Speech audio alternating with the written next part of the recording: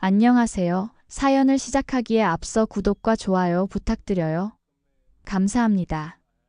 사연 시작해 볼게요. 어릴 적부터 저는 항상 주변 아이들과는 달랐어요.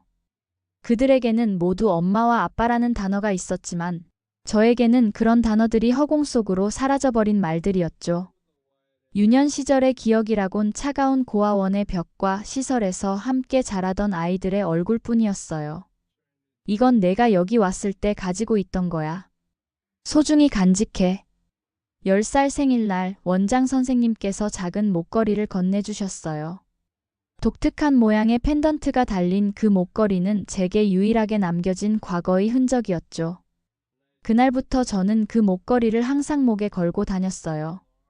누군가는 저를 찾고 있을지도 모른다는 희미한 희망을 품으며 말이에요. 성인이 되어 시설을 나와 사회에 첫 발을 내딛는 일은 생각보다 훨씬 더 힘들었어요. 처음에는 작은 카페에서 일하며 겨우 방 한 칸을 구할 수 있었죠. 그곳에서 민준 씨를 만났어요. 그는 매일 아침 카페에 들러 아메리카노를 주문하던 단골 손님이었죠. 어느 날 그가 저에게 말을 걸어왔고 우리는 금세 가까워졌어요. 결혼하자. 그의 갑작스러운 청혼에 저는 망설임 없이 네라고 대답했어요. 제 인생에서 처음으로 누군가가 저를 선택해준 순간이었으니까요. 하지만 행복도 잠시 민준 씨의 부모님께서 제 배경을 알게 되셨죠. 고아? 안 돼. 우리 아들은 그런 배경의 사람과 결혼할 수 없어. 가문과 체면을 중시하는 민준 씨의 부모님은 단호했어요. 처음에는 민준 씨도 저를 지켜주려 했지만 결국 부모님의 압력에 못 이겨 파혼을 통보했죠. 그날 밤 저는 목걸이를 꼭 쥐고 한참을 울었어요.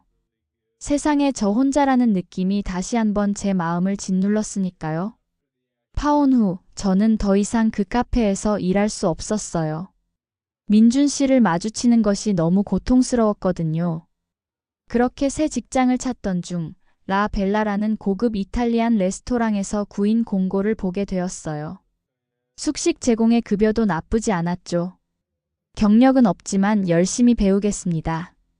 면접 당일 정장을 입고 긴장한 채로 레스토랑을 찾았어요. 사장님인 강 대표는 50대 초반의 남자분이었는데 처음에는 친절하게 대해주셨죠. 그날로 채용이 결정되었고 레스토랑 2층에 있는 직원용 숙소로 짐을 옮겼어요. 처음 몇 주는 정말 바빴어요.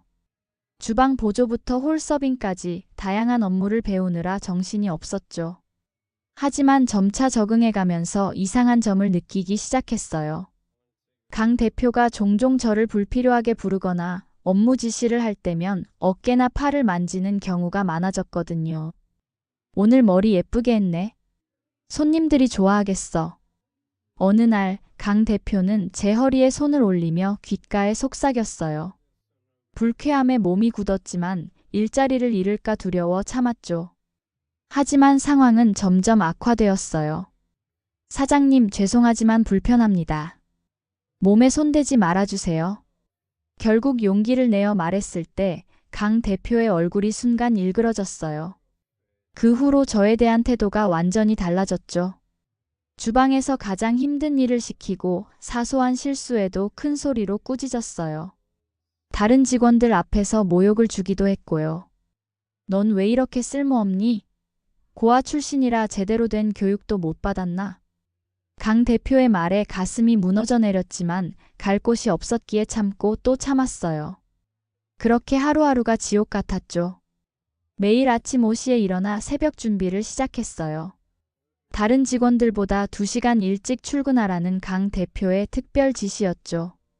주방 바닥 구석구석을 닦고 전날 밤 설거지가 남아있으면 모두 해치워야 했어요. 손이 트고 갈라져도 장갑 한 짝 주지 않았죠. 고아 출신이 이런 고급 레스토랑에서 일할 수 있는 것만 해도 감사해야 해. 내가 얼마나 자비로운지 알아? 아침마다 듣는 말이었어요. 다른 직원들이 출근하기 전까지 그의 언어폭력은 계속되었죠. 때로는 음식을 맛보게 한다며 너무 뜨거운 국물을 억지로 먹게 하기도 했어요. 제 혀가 되어도 웃기만 했죠. 점심시간에는 다른 직원들이 함께 식사할 때 저만 따로 주방 한 구석에서 먹어야 했어요. 강 대표는 저를 더러운 고아라고 부르며 다른 직원들과 어울리지 말라고 했죠. 그래서 저는 항상 혼자였어요. 이건 내 몫이야. 고맙게 생각해. 주방에서 남은 음식들, 손님들이 먹다 남긴 것들을 모아 접시에 담아주는 날도 있었어요. 너무 굶주려서 처음에는 그것조차 감사히 먹었지만 점점 자존감이 바닥으로 떨어지는 걸 느꼈죠. 손님들이 많은 날이면 12시간 넘게 쉬지 않고 일했어요. 화장실 가는 시간조차 아까워하던 강 대표는 저를 마치 로봇처럼 대했죠. 한 번은 너무 지쳐서 잠깐 앉아 있다가 그에게 발각되었어요. 이 게으른 년. 내 월급 받으면서 이렇게 놀라고 했냐? 몸이 아파도 쉴 수 없었어요. 한 번은 고열로 몸을 가누기 힘들 때도 강제로 출근해야 했죠. 주방에서 현기증이 나서 그릇을 깨뜨렸더니 그 값을 월급에서 3배로 물리기도 했어요. 네가 있는 한 이 레스토랑 격이 떨어져. 손님들이 내 얼굴 보면 식욕이 떨어질 거야. 그래서 주말 특별 행사가 있는 날이면 저는 주방 가장 안쪽에서만 일해야 했어요. 햇빛 한 번 보지 못하고 하루 종일 그릇을 닦고 야채를 썰었죠. 손가락이 베어도 밴드 하나 주지 않았고 피가 묻었다며 오히려 고함을 질렀어요. 가장 견디기 힘들었던 건 강 대표의 술버릇이었어요. 영업이 끝나고 직원들이 모두 퇴근한 후 그는 종종 저를 사무실로 불렀죠. 오늘 실수한 거 사과해야지.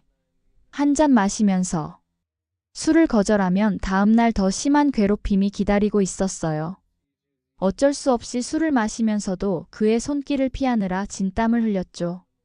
한 번은 제가 단호하게 거부하자 그는 제 머리채를 잡아 벽에 밀어붙이기도 했어요. 네가 뭔데 나를 거부해? 고맙게 생각해야지. 그때 제 목에서 목걸이가 빠져나왔고 그는 그걸 보고 잠시 멈췄어요. 그 틈을 타서 빠져나와 숙소로 도망쳤지만 문을 잠글 수 없었죠. 직원 숙소 열쇠는 모두 그가 가지고 있었으니까요.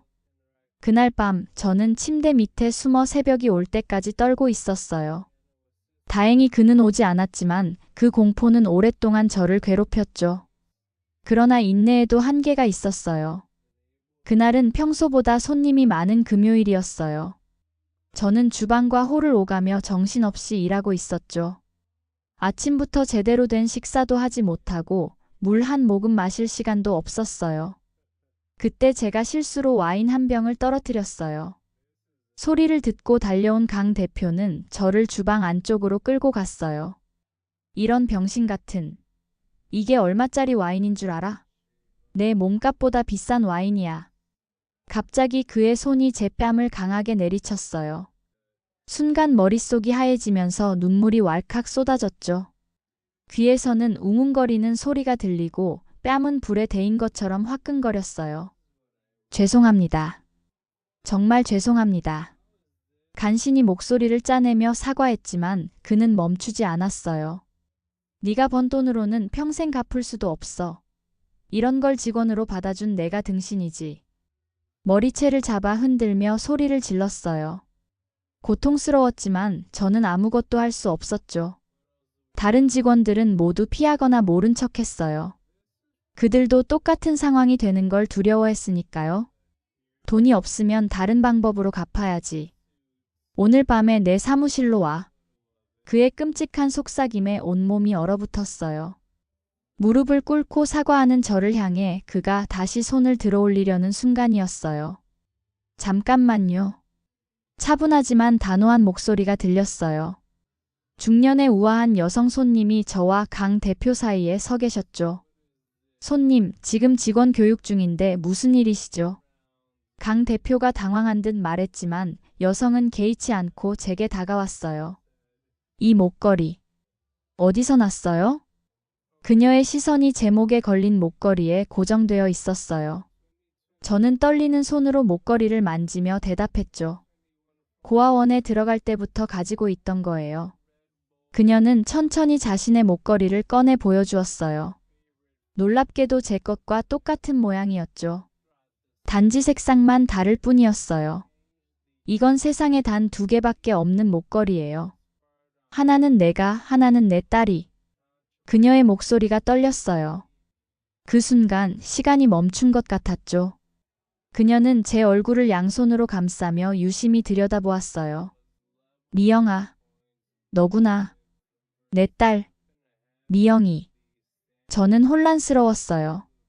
제 이름은 서미영이었지만 그건 고아원에서 지어준 이름이라고 알고 있었으니까요. 저를 아세요? 20년 전 내 아빠가 너를 데리고 나간 날.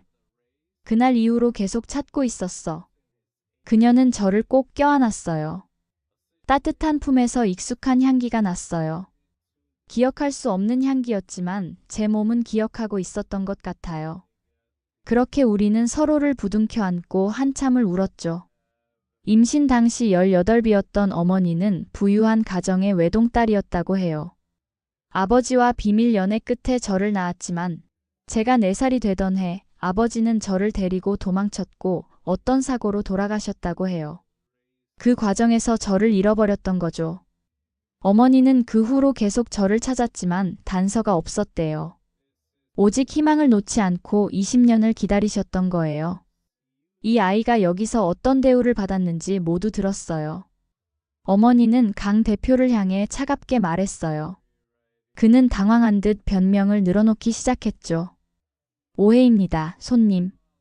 직원 교육 과정에서 약간 목소리가 높아진 것 뿐이에요. 그날 이후 저는 어머니의 집으로 이사했어요. 처음으로 집이라고 부를 수 있는 따뜻한 공간이었죠. 어머니는 유명한 호텔 체인의 소유주셨어요. 그동안 사업에 모든 에너지를 쏟아부으며 저를 찾았다고 해요. 일주일 후 어머니는 저를 사무실로 불렀어요. 미영아, 네가 결정해. 어머니는 서류 한 장을 내밀었어요. 라 벨라 레스토랑이 위치한 건물의 매매 계약서였죠. 어머니는 그 건물을 매입했다고 했어요. 왜요? 네가 당한 일을 그냥 넘길 수 없어서. 다음 날 우리는 함께 레스토랑을 찾았어요. 강 대표는 건물주가 바뀌었다는 소식을 듣고 당황한 기색이 역력했죠. 새 건물주를 만나보고 싶다고 하셨다면서요? 어머니가 차분하게 말했어요. 강 대표는 비굴한 미소를 지으며 고개를 숙였죠. 네, 인사드리고 싶었습니다. 앞으로도 좋은 관계로. 제가 새 건물주예요. 그때 제가 한 발짝 앞으로 나서자 강 대표의 얼굴이 창백해졌어요. 서미영 씨? 서미영이 아니라 윤미영입니다. 그리고 이 건물의 새 주인이기도 하고요. 강 대표는 당황한 기색이 역력했어요. 그는 연신 고개를 숙이며 사과했죠. 정말 죄송합니다. 제가 잘못했습니다. 기회를 주신다면. 기회요? 제가 얼마나 많은 밤을 울며 보냈는지 아세요? 제가 얼마나 자존감이 낮아졌는지, 얼마나 위축되었는지 아세요? 오랫동안 참았던 감정이 폭발했어요. 하지만 그의 비굴한 모습을 보니 오히려 마음이 차분해졌죠. 강 대표님, 저는 당신을 법적으로 고소할 수도 있어요. 폭행죄, 성희롱, 모욕죄. 하지만 그러지 않을 거예요. 제 말에 그는 안도의 한숨을 내쉬었어요. 정말 감사합니다. 앞으로는 조건이 있어요. 저는 그를 똑바로 바라보며 말을 이었죠. 첫째, 이 레스토랑에서 일하는 모든 직원들에게 법적으로 정당한 임금과 대우를 해주세요. 둘째, 직원들에게 사과하고 앞으로 제대로 된 고용주가 되어주세요. 강 대표는 놀란 듯 저를 바라보더니 곧 고개를 숙였어요. 네, 그렇게 하겠습니다. 약속을 지키지 않으면 즉시 계약을 해지하고 법적 조치를 취할 거예요. 어머니는 만족스럽게 미소를 지으며 제 어깨를 감싸 안았어요. 그날 이후로 강 대표는 정말 달라졌다고 해요. 직원들에게 진심으로 사과했고 근무 환경도 크게 개선되었죠. 저는 이제 어머니의 회사에서 일하고 있어요. 처음부터 배우고 있지만 언젠가는 어머니처럼 훌륭한 경영자가 되고 싶어요. 그리고 저처럼 어려운 환경에서 자란 아이들을 돕는 재단도 설립할 계획이에요. 가끔은 과거의 상처가 아직도 아프게 느껴질 때가 있어요. 하지만 이제는 혼자가 아니니까요. 어머니와 함께하는 시간이 쌓일수록 오랜 시간 동안 찾아 헤매던 집의 의미를 조금씩 알아가고 있어요. 그리고 무엇보다 복수는 상대방을 파멸시키는 것이 아니라 그들이 더 나은 사람이 될 수 있도록 기회를 주는 것일 수도 있다는 것을 알 수 있게 되었어요. 내가 당한 아픔을 다른 이에게 되돌려주는 것보다 그 아픔이 다시는 반복되지 않도록 하는 것이 진정한 치유가 아닐까요? 어제는 오랜만에 그 목걸이를 꺼내 바라보았어요. 이제 그것은 단순한 장신구가 아니라 절대 포기하지 않았던 어머니의 사랑과 인내의 상징이 되었죠. 그리고 저에게는 어떤 어둠 속에서도 희망의 빛은 존재한다는 것을 알려주는 증표가 되었어요. 오늘도 저는 그 목걸이를 목에 걸고 새로운 하루를 시작합니다. 이제는 더 이상 두렵지 않아요. 제 곁에는 어머니가 있고 제 안에는 스스로를 지킬 수 있는 강인함이 자라고 있으니까요. 제 긴 이야기를 끝까지 들어주셔서 감사합니다. 구독과 좋아요, 알림 설정까지 잊지 마세요.